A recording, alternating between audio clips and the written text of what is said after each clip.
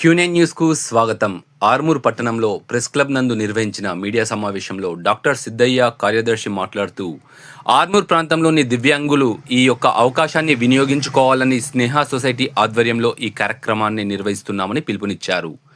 మానసిక వికలాంగుల మరియు అంధుల ప్రత్యేక అవసర గుర్తింపు శిబిరాన్ని శుక్రవారం 6వ తేదీన వ్యవసాయ మార్కెట్ కమిటీ బస్టాండ్ ఎదురుగా ఆర్మూర్లో నిర్వహిస్తున్నామని, దీనిని ఆర్మూర్ నియోజకవర్గ ప్రాంతాల దివ్యాంగులు ఈ యొక్క అవకాశాన్ని ప్రతి ఒక్కరూ వినియోగించుకోవాలని కోరారు. 18 సంవత్సరాల లోపు మానసిక వికలాంగులు, అంధత్వం ఉన్న పిల్లలు మాత్రం హాజరు కావాలని అన్నారు. బుద్ధి వికాసం చెందిన మానసిక వికలాంగులు చదువులో వెనుకబడి ఉండటం, చదివిన వెంటనే మర్చిపోవడం, జ్ఞాపక శక్తి తక్కువ ఉండడం, అడిగిన ప్రశ్నలకు వెంటనే సమాధానం చెప్పకపోవడం, డౌన్ సిండ్రోమ్, ఆటిజం, ADHDతో బాధపడుతున్న వారు హాజరు కావాలని తెలిపారు. ఇట్టి కార్యక్రమంలో బ్లైండ్ టీచర్ పరమేశ్వరి, శారద, సౌందర్య, పద్మ, రవి, మౌనిక, వీణ తదితరులు ఉన్నారు. స్నేహ సొసైటీ ఫర్ రూరల్ రీకన్స్ట్రక్షన్ అనేది స్వచ్ఛంద సేవా సంస్థ నిజామాబాద్ జిల్లాలో గత 32 సంవత్సరాలుగా దివ్యాంగుల సంక్షేమం కోసం పనిచేస్తుంది. మరి ఈరోజు ఇక్కడ పత్రికా సమావేశం ఏర్పరచడానికి ప్రధాన కారణం, ఆర్మూరు డివిజన్లో దివ్యాంగుల బడిపాట కార్యక్రమాన్ని నిర్వహించాలనే ఉద్దేశంతో స్నేహ సొసైటీ ఆధ్వర్యంలో ఈ కార్యక్రమాన్ని నిర్వహించడం జరుగుతుంది. మరి మీ అందరికీ తెలుసు, నిజామాబాద్ జిల్లాలో 32 సంవత్సరాలుగా దివ్యాంగుల కోసం ఎన్నో కార్యక్రమాలను చేపట్టాం.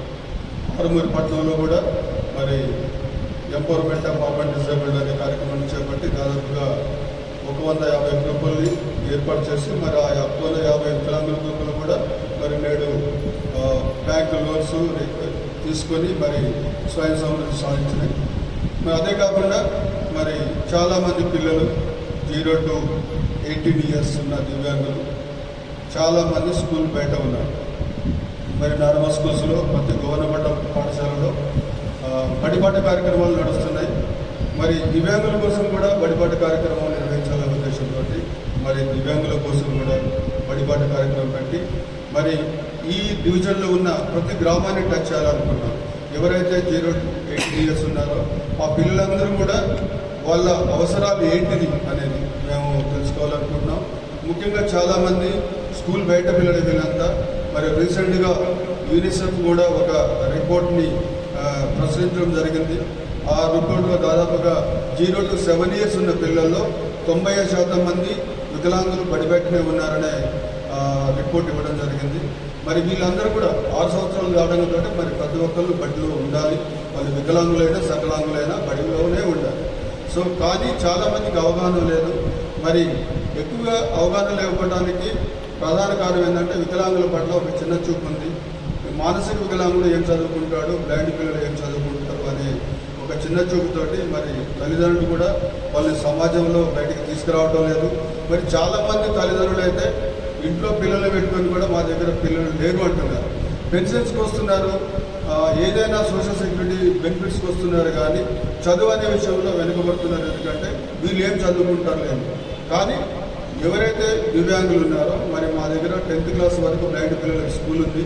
ఇప్పటి వరకు 75 మంది అంధ విద్యార్థులు మా స్కూల్లో 10th క్లాస్ పాస్ అయ్యారు. వాళ్ళలో 28 మంది నేడు ప్రభుత్వ ఉద్యోగాలు చేస్తున్నారు మా దగ్గర 10th క్లాస్ అయిన తర్వాత. బ్రెయిల్ లిపిలో మేము ప్రత్యేక విద్య ఇవ్వడం జరుగుతుంది. మేము ఎప్పుడైతే స్కూల్ 99లో స్టార్ట్ చేసినామో 99లో మేము స్కూల్ స్టార్ట్ చేసినప్పటికీ నిజామాబాద్ జిల్లాలో చాలామంది బ్లైండ్ పిల్లలు నిరక్షరాస్యులే. అందరూ కూడా వాళ్ళకి ఎక్కడికి పోవాలో తెలియదు, ఎక్కడ చదువుకోవాలో తెలియదు. మేము వచ్చిన తర్వాత ఎవ్రీ ఇయర్ కనీసం 5 to 10 children 10th class pass అవుతున్నారు, ఉద్యోగాలు కూడా సాధిస్తున్నారు. సో మరి మరి ఈలాలు ఉన్నాయి. గవర్నమెంట్ కూడా RPD యాక్ట్ ప్రకారం 2016 వికలాంగుల హక్కుల చట్టం ప్రకారం ప్రతి ఒక్క పిల్లవాడు బడిలో ఉండాలి. దాని ప్రకారమే మరి పిల్లలు కూడా బడిలో చేర్చాలి. ప్రధానంగా పిల్లలు బడిపోవడానికి ప్రధాన అడ్డంకులు 2 ఉండొచ్చు. ఒకటి నడవలేక, లేకపోతే వాళ్ళకి మొబిలిటీ లేక వాళ్ళు స్కూల్కి వెళ్ళలేకపోవచ్చు. ఎందుకంటే వాళ్ళకి ట్రైసైకిల్ లేకనో, వీల్ చైర్ లేకనో, లేకపోతే కొంతమందికి కొంచెం వినిపిస్తుంది, కొంచెం వినిపించదు. సో హీరింగ్ ఎయిడ్ లేకనో స్కూల్కి పోవచ్చు. ఈ చిన్న చిన్న సహాయ పరికరాలు అందించగలిగితే మరి వాళ్ళు స్కూల్కి వెళ్తానికి అవకాశం ఉంటుంది. కాబట్టి ఎవరైతే స్పెషల్ ఎడ్యుకేషన్ ఒకటి ఉంటుందో వాళ్ళందరూ కూడా నార్మల్ స్కూల్, స్పెషల్ స్కూల్స్ జరిపించడం జరుగుతుంది. ఎవరికైతే సహాయ పరికరాలు అవసరం ఉన్నాయో వాళ్ళందరూ కూడా వితిన్ 3 monthsలో మేము సహాయ పరికరాలు అందిస్తానికి మేము ప్రయత్నం చేస్తాము. దానికోసమే మరి ఈ నెల 6వ తారీఖు రోజు ఆర్మూర్లోని వ్యవసాయ మార్కెట్ కమిటీలో దివ్యాంగుల బడిపాట కార్యక్రమంలో భాగంగా వికలాంగులందరినీ పిలవడం జరుగుతుంది. మరి మేము కూడా డోర్ టు డోర్ మా సిబ్బంది డోర్ టు డోర్ వెళ్ళడం జరుగుతుంది. దాదాపుగా 25 మంది సిబ్బంది మరి ఈ ఏరియాలో మరి పనిచేస్తున్నారు. వాళ్ళందరూ కూడా అన్ని గ్రామాలను టచ్ చేసి మరి ఆ గ్రామాల్లో 0 to 18 years ఎవరైతే ఉన్నారో వాళ్ళందరూ కూడా గుర్తించి మరి ఆ రోజు శిబిరానికి తీసుకొస్తే శిబిరంలో నోట్ చేసుకోవడం జరుగుతుంది. వాళ్ళందరూ కూడా ప్రత్యేకంగా రిజిస్ట్రేషన్ చేసి వాళ్ళ ప్రత్యేక అవసరాలు ఏమున్నాయి, ఇరిగేట్స్ కావాలన్నా, ట్రైసైకిల్ కావాలన్నా, ఏ సహాయ పరికరం కావాలన్నా ఇస్తానికి సిద్ధంగా ఉన్నాము.